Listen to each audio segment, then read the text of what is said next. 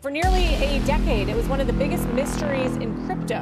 Who stole 50,000 bitcoins, which would ultimately be worth more than $3 billion, from a dark web site called the Silk Road? Jimmy, how do you feel after this today? Jimmy, you feel like the judge was fair today? Why'd you steal the money, Jimmy? A spectacular crime. This is going to be a huge case, and there's a lot more money that we don't know about. Imagine, hidden in the dark corners of the internet, a billion-dollar heist unfolds. Not gold, not diamonds, but something even more elusive. Bitcoin. And the thief?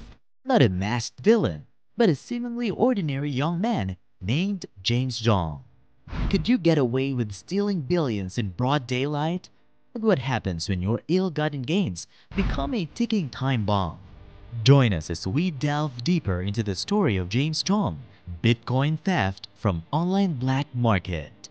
The Silk Road shimmered in the underbelly of the internet, a digital bazaar filled with the forbidden and frowned upon. James Zhong, a young coder with a restless mind, wasn't there for the illicit merchandise.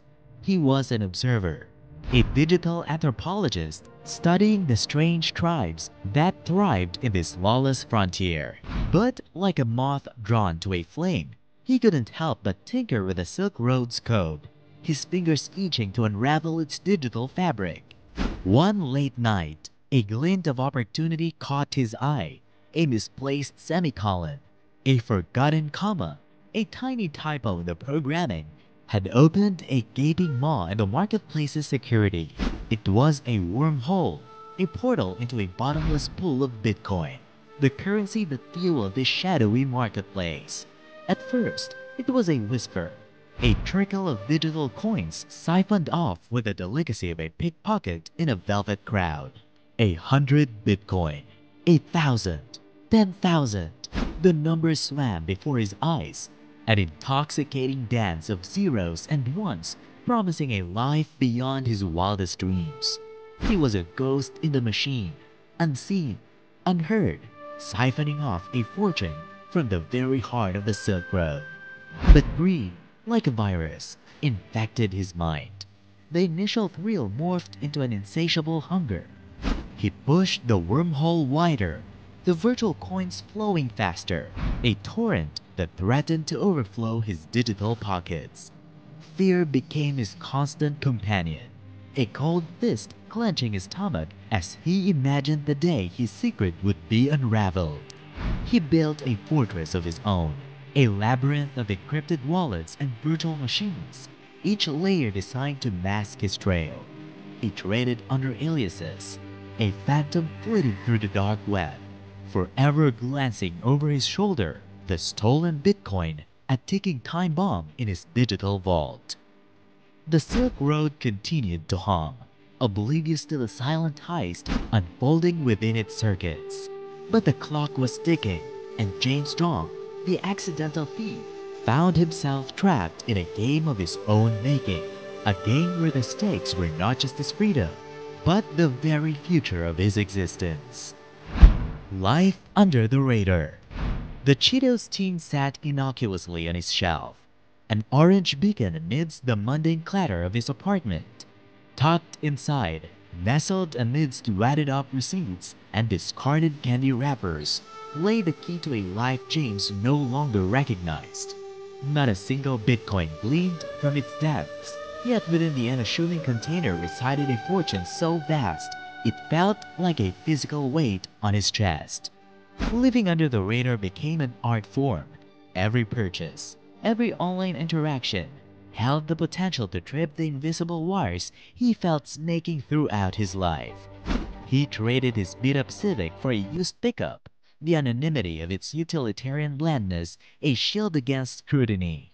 He frequented dive bars and greasy spoons, his designer clothes banished to the back of his closet, replaced by faded t-shirts and worn jeans. He became a master of subterfuge, employing a patchwork of burner phones and internet cafes to conduct his online life. Every email felt like a whisper in a crowded room, every transaction a potential echo that could lead back to him. Paranoia, once a knowing suspicion, became a constant companion. its icy tendrils slithering through his every waking thought. But the silence was deafening. The thrill of the Silk Road heist had long evaporated, placed by a hollow ache and the suffocating weight of his secret. He craved human connection, genuine friendships untainted by fear and suspicion. Yet, how could he share his life with anyone when its very foundation was built on stolen sand? The Cheetos teen became a symbol of his isolation, a physical manifestation of the invisible wall he'd built around himself. He'd glance at it, his fingertips hovering over the lid, a masochistic ritual of confronting the gilded cage he'd constructed. Was this the life he dreamed of when he first glimpsed the endless well of Bitcoin? Or was it a cruel, twisted parody, a monument to his folly? He tried normalcy, dating women he met at the laundromat, chatting with neighbors over the fence, but the words felt hollow, forced through a filter of fabricated reality. The stolen Bitcoin, that silent serpent coiled in his chest, choked the life out of any genuine emotion. He was a ghost hunting his own life, trapped in a purgatory of his own making. So he retreated further. The Cheetos teen his anchor and his curse. He poured himself into coding projects, building intricate simulations of virtual worlds, desperate to escape the suffocating confines of his own reality. In the humming glow of his computer screen, he sought solace, a digital Eden where he could shed the shackles of his secret and breathe freely. But the echoes of the Silk Road heist refused to fade. The weight of the Cheetos teen, ever present, a constant reminder that the real world, with its harsh realities and lurking shadows, was always just a click away. The net closes in. Years passed, a slow-motion dance between Zhong and the ever-tightening noose of his secret. He meticulously navigated the digital tightrope, each transaction a calculated lift, each interaction a carefully choreographed waltz of deception. Yet, beneath the surface, unease gnawed at him. A persistent feeling that the music would stop. The spotlight found him. One seemingly insignificant mistake shattered the illusion of control. A forgotten alias used on a forum, a metadata trail left unmasked, a tiny crack in the meticulously constructed facade.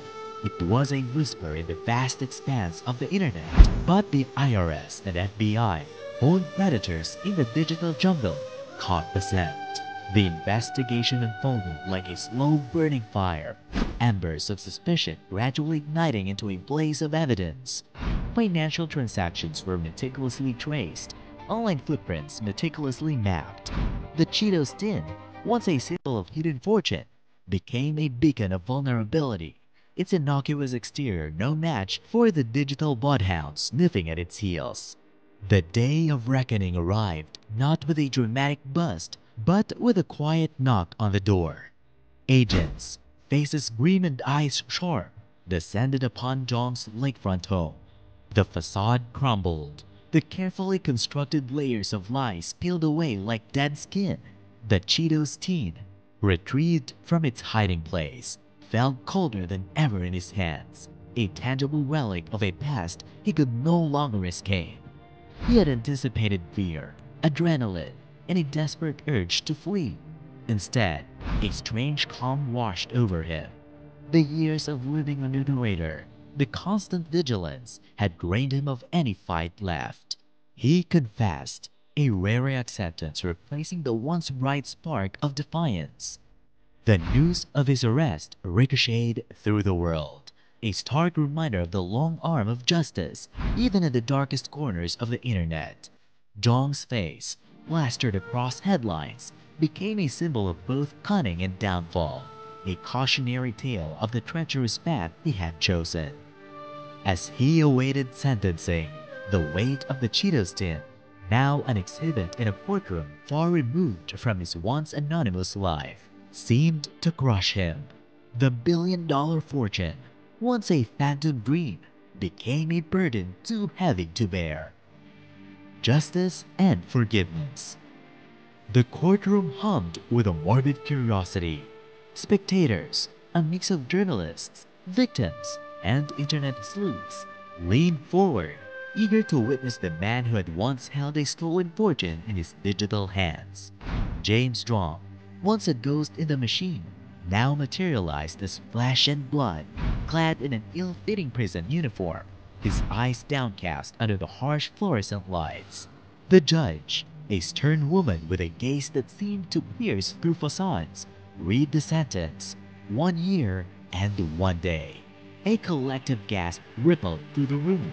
Some, expecting a harsher penalty, expressed disbelief. Others, victims of Silk Road's illicit trade, saw it as a slap in the face. For Zhong, however, the sentence held a strange duality. Relief washed over him. The years of paranoia, the suffocating weight of the secret finally lifted. Yet, shame clung to him like a second skin. Could a year, even a lifetime, ever truly be enough to atone for what he'd done? The question of justice hung heavy in the air. Had he gotten off easy? Should his cooperation, his surrender, earn him leniency? The victims, robbed of their livelihoods, their identities, their very sense of security, grappled with the complexities of forgiveness. How could one forgive the man who had stolen their peace, their trust in the digital world? But forgiveness, like justice, is a nuanced dance. Some victims, scarred but resilient, found solace in the hope that the recovered Bitcoin could help rebuild their lives. Others, their wounds still raw, clung to anger, unable to reconcile the crime with Zhong's seemingly ordinary face. For Zhong, the path to forgiveness began not with grand gestures, but with quiet acts of contrition. He met with victims, his voice raw and hesitant as he offered apologies, not excuses. He volunteered for digital security programs, his coding skills once used for subterfuge now employed to shield others from harm. In the end, the story of James Zhong transcended the binary of justice and forgiveness. It became a testament to the human capacity for both transgression and redemption, for darkness and light. He remained a flawed figure, his guilt a perpetual scar. But within him grew a fragile hope, a desire to build a future where the ghost of the Cheeto sting no longer held him captive. What does the James Zhong case tell us about the future of cryptocurrency and our relationship with technology? Share your thoughts in the comments below. And if you like this video, click the next one shown on the screen. I'm sure you'll like it. Thanks for